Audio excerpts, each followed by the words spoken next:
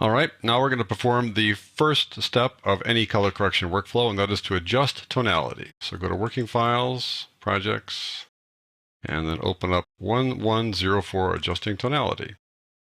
Now this is the color correction workspace, and I recommend you work inside here. At least make sure you have this reference monitor turned on with the YC waveform visible.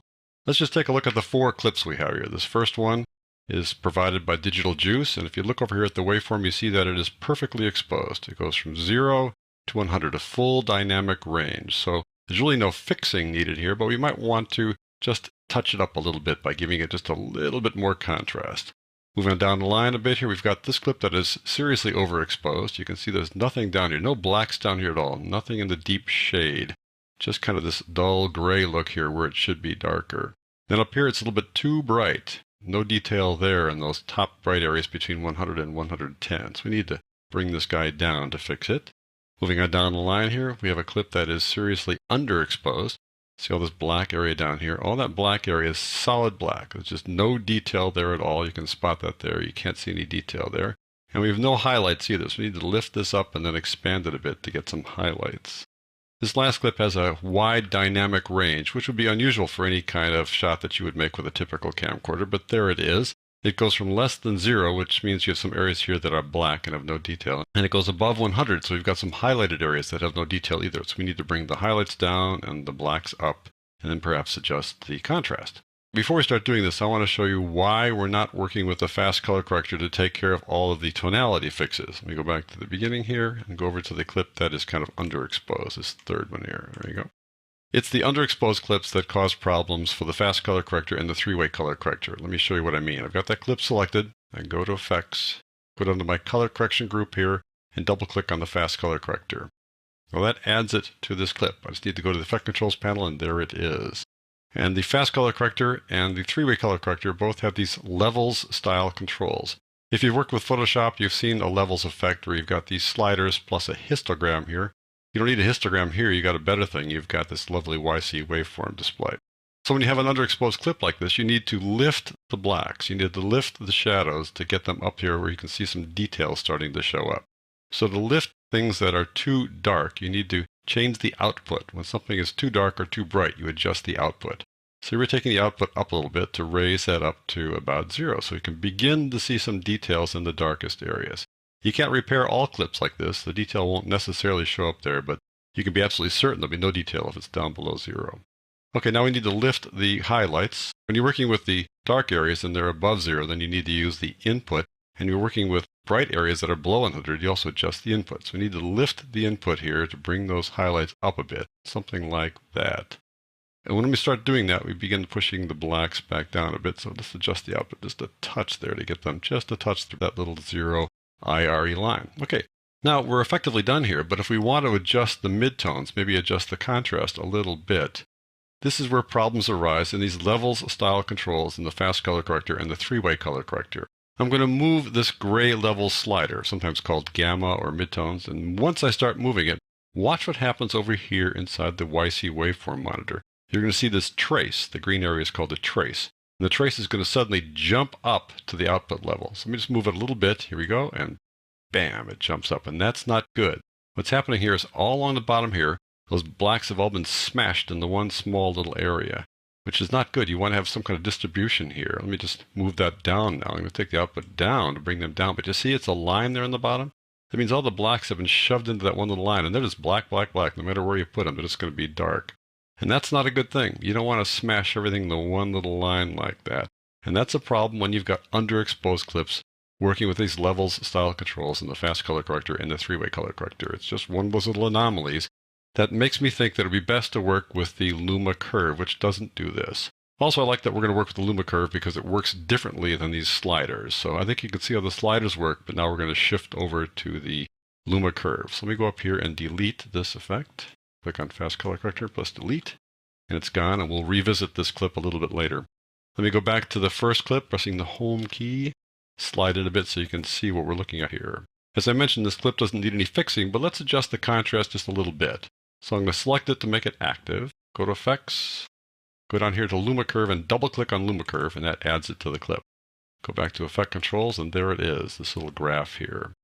Now you saw us deal with the level styles controls before, where we made things go up or down. Well, down here, if we want to lift the blacks, for example, we would slide this up and that would lift the blacks. If you want to bring the blacks down, we would pull it to the right. Now they won't go down much here. They'll smash into the 0 line in this case. If we want to lift the highlights, we would drag it to the left up here on top. If we want to drop the highlights, we'd pull them down here like that. That's how the Luma curve effect works. So what I want to do is I want to adjust the contrast. Well, the steepness of the line determines the contrast. If it's steeper, in other words, it goes up like this more than like this, then there's more contrast. I'll show you what I mean. If I pull this down and pull this up, you're going to see that the contrast kind of goes away. It gets all washed out, which looks horrible, of course. I'm going to go Control or Command Z to undo those two things. So instead, I want to create a slightly steeper curve. And this is an absolutely standard procedure that people use all the time in products like Photoshop and in video editing products like Premiere Pro. You just add a little point up here just by clicking and then drag it up ever so slightly just to make it a little bit brighter on the top. So the highlights are just being a little bit brighter, not a lot.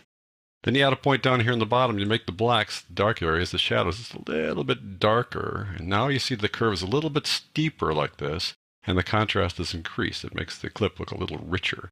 And now you can adjust the overall brightness by clicking in the middle, here in the midtones, so the gammas, and just pulling these guys up or down to suit your taste. And lots of times you look here at the YC waveform to see if you're spreading out the dynamic range of the luminance, just to make sure you've got kind of a full spread. Now, not all clips have a full spread. You can see this area here, the sort of high end of the midtones. There really aren't any values there, but it's not necessary that you try to put values there.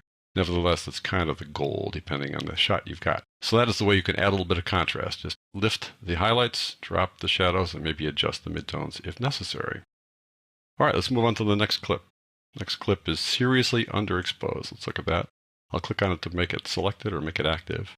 We want to be able to apply the Luma curve to this. So go over to Effects, double click on Luma curve to add it. It's been added. Now we go over there and take a look at it. There it is. Now we're going to fix this.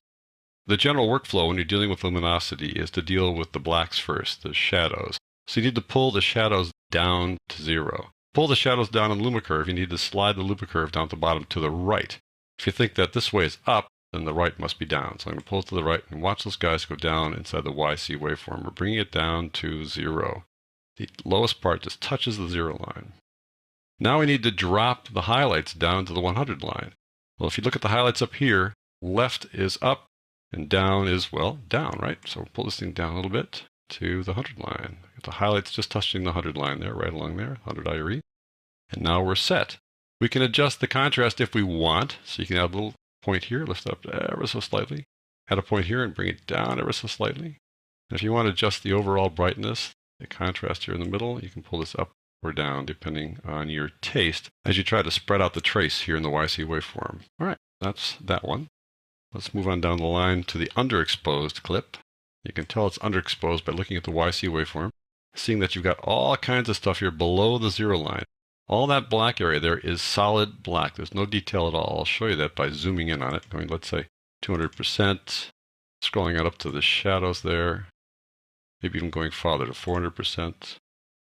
Going through that shadows again here, scrolling up a little bit, and all you have is black. There's no detail whatsoever.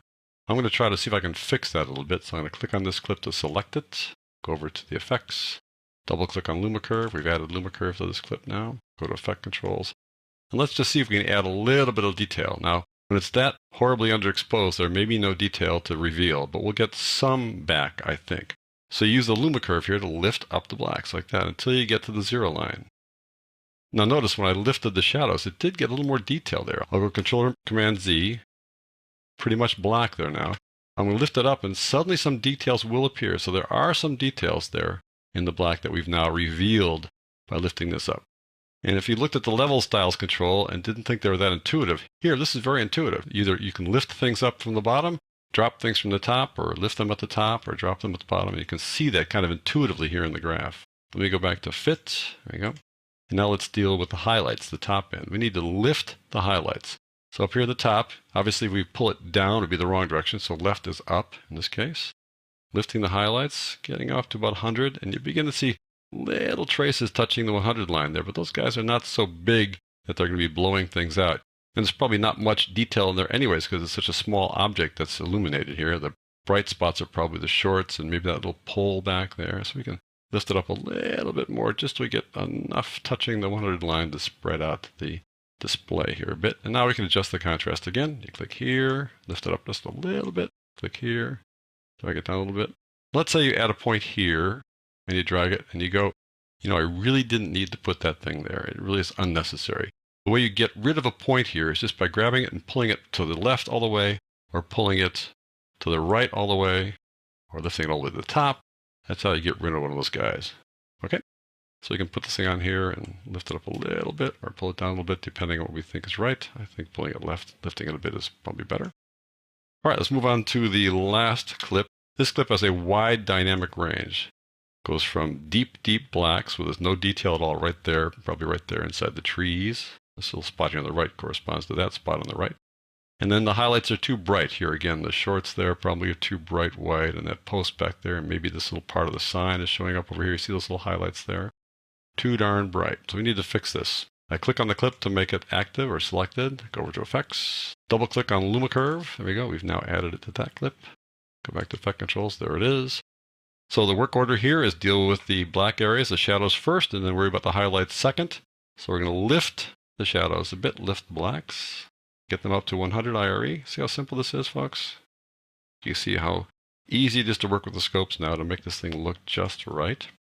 Now we need to bring the highlights down a bit, a little too bright. Drop them down just a skosh there, right about there. And now we ask ourselves, you know, how do we want to deal with the brightness values in the middle? Let's start off by adding a little bit of contrast. Click there, a little bit brighter. Click here, a little bit darker, not much. And click in the middle to say, I think it's probably a little too bright. I'm going to bring it down just a little bit like that. There we go. And now we're done. So that's how we adjust tonality. That's the first step in the color correction workflow. And it may be the last step. Adjusting tonality may be all you need to do. The colors will look fine if you adjust the tonality. But if there's still a color cast, then you move on to the second step, and that is to deal with the color or the hue.